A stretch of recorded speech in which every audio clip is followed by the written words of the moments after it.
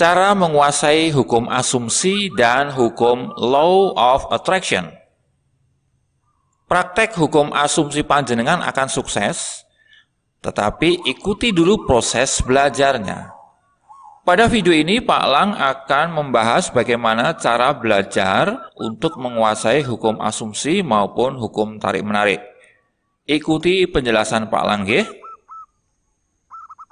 Di sini saya mau bloko suto ya, bahwa untuk menguasai hukum asumsi maupun hukum tarik-menarik itu prosesnya gampang-gampang susah. Susah-susah gampang. Saya bahkan perlu waktu bertahun-tahun untuk mendapatkan kejelasan. Banyak orang, termasuk saya dulu, merasa bahwa belajar hukum asumsi dan hukum tarik-menarik itu rasanya seperti menyusun puzzle yang sangat rumit. Coba ini ora dadi, coba itu ora dadi. Lalu muncul perasaan yang timbul tenggelam, naik turun kayak ikan lumba-lumba. Kadang penuh semangat, seneng banget, terus di lain waktu stres banget, sarwa bingung, sarwa judek. Malah bisa-bisa suka ngamuk juga. Saya amati banyak tuh orang bola-bali sampai ikut pelatihan hukum tarik-menarik ke sana kemari. Bayarnya sampai pirang-pirang juta. Tetapi setelah pelatihan cuma dapat kertas sertifikat sing bubar blas ora ono paedahe. Ilmunya pun ya cuma ilmu yang kosong lah, nggak ada ilmunya. Lah gimana nggak kosong? Lah pelatihan cuma diajari ngalamun, visualisasi sambil teriak-teriak afirmasi kau ember bodol. Aku kaya raya. Wah, aku miliarder. Wah, aku kaya raya. Aku miliarder. Miliarder dengkulmu melonyot. Kalau cuma teriak-teriak afirmasi begitu, sini ketemu saya tak ajari, rasa bayar. Jadi untuk menguasai hukum-hukum manifestasi itu enggak sekedar merem melek visualisasi sama teriak-teriak afirmasi saja. Lalu berharap minggu depannya nemu duit atusan ewu sebagor. Atau kalau panjenengan jomblo ya harapannya ketemu pria ganteng kayak Lee Min Ho atau ketemu Putri Leonor sing ayune pol kae. Walaupun hal itu masih mungkin saja terjadi ya, tetapi sebetulnya masih banyak hal lain yang dituntut harus ada atau harus dilakukan. Nah, baik di sini Pak Lang mau tunjukkan satu silabus yang harus panjenengan kuasai agar bisa menjadi ahlinya ahli dalam hal manifestasi dengan hukum asumsi maupun hukum tarik-menarik. Yang pertama, panjenengan harus berusaha mengembangkan keyakinan teguh kukuh bahwa Tuhan, atau orang mengatakan juga semesta, ya terserah aja. Tuhan atau semesta selalu membantu panjenengan. Kasus nyatanya kan banyak orang beragama dan bahkan mereka ini ibadahnya pun hebat. Tetapi sebetulnya sulit sekali mempercayakan hidupnya pada Tuhan. Aneh kan? Jadi rajin ibadah, tetapi kalau ada masalah gampang gersulo, mutung, bingung, stres, nelongso. Beberapa minggu lalu bahkan ada berita satu keluarga bunuh diri bersama-sama dengan cara melompat dari puncak gedung apartemen, jalanan menghadapi tekanan ekonomi. Orang-orang yang mengenal mereka bersaksi bahwa keluarga ini adalah keluarga yang religius. Lah, piye to iki?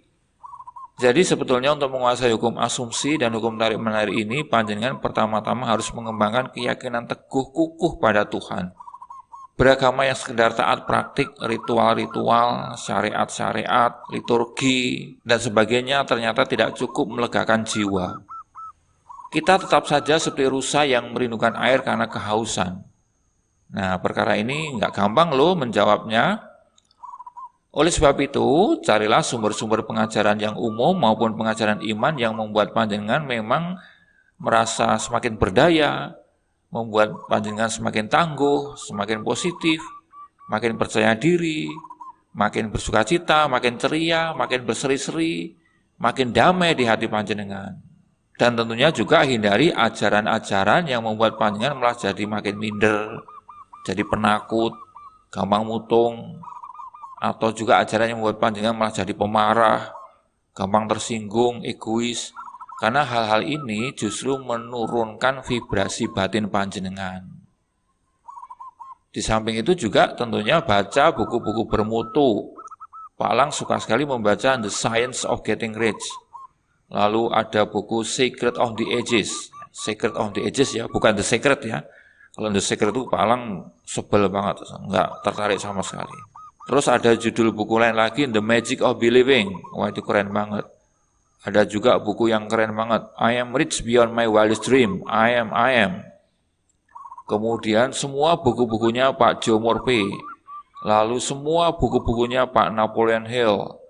Lantas bukunya Pak Dr. Frederick Eichhorn-Cotter. Lan sak piturute.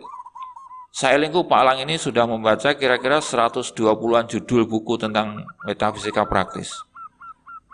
Nah, sementara itu panjenengan juga harus membiasakan diri menghindari informasi yang sifatnya negatif atau menurunkan vibrasi tadi istilahnya. Hati-hati dengan informasi negatif, nggih.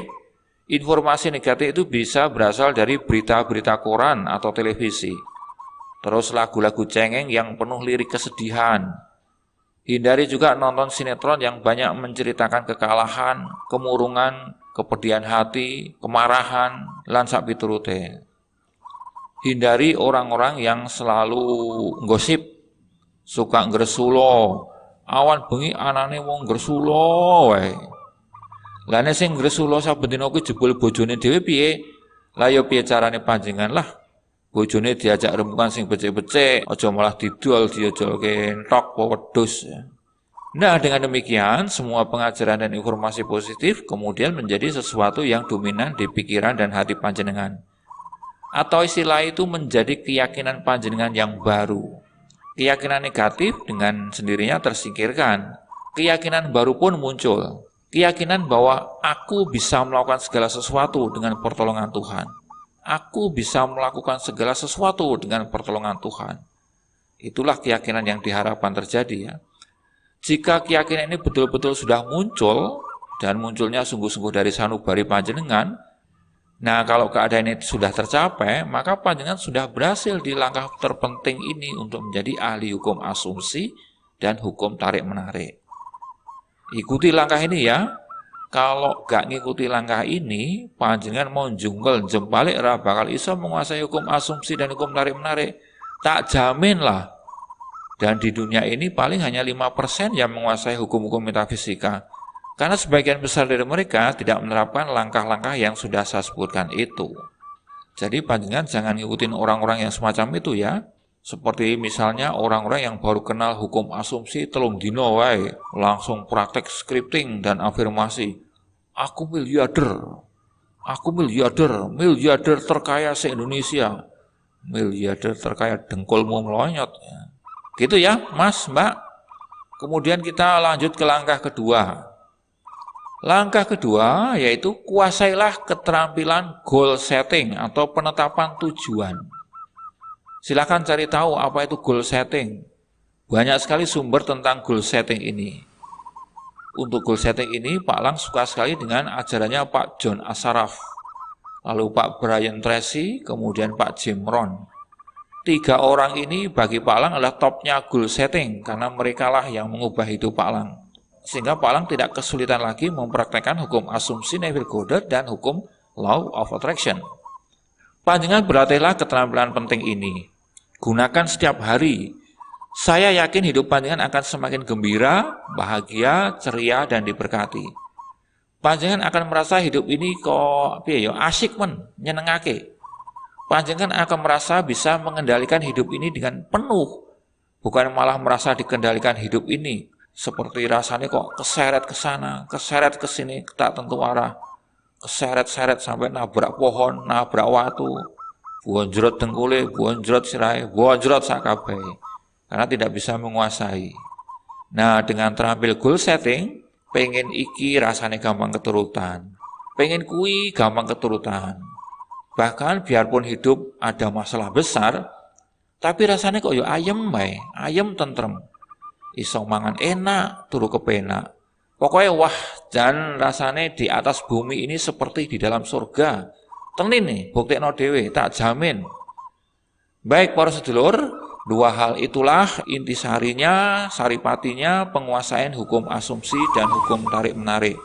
Saya sudah membuktikan dalam seluruh hidup saya sejak saya usia remaja. Ayo, panjenengan juga bisa menguasai hukum asumsi dan hukum tarik-menarik. Asalkan tekun mengikuti prinsip-prinsip yang saya sebutkan itu. Nah, kalau sudah menguasai, nanti jadi mudah banget kalau mau praktek teknik-teknik manifestasi. Misalnya scripting, visualisasi, inkantasi, dan lain-lain itu. Ayo, ojo wedi kangelan. Mugi Gusti berkahi panjenengan sami. Salam seger waras. Waras wiris, mulya donyane, mulya ngakhirate. Matur nuwun.